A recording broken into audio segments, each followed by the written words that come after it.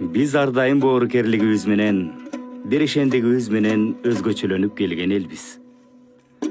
Кылымдан кылымга каада салтыбызды, үрп адатыбызды унутпай, муундан муунга өткөрүп келе жатабыз.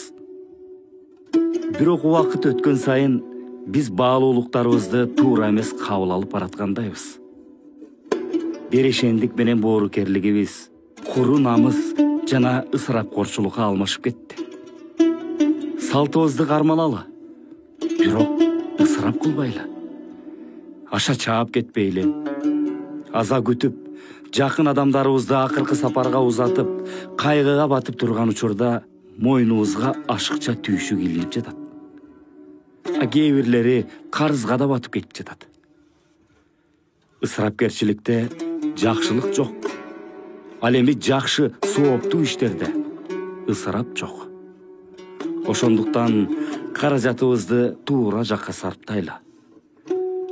Өлүм житимге, той ашка деген каражатты ашыкча коротпой, ал акча менен ишкерлик кылалы, балдарыбызды окуталы, ден соолугубузду чыңдайлы, турмушубузду жакшырталы жана келечек муунду күчтөндүрөлү.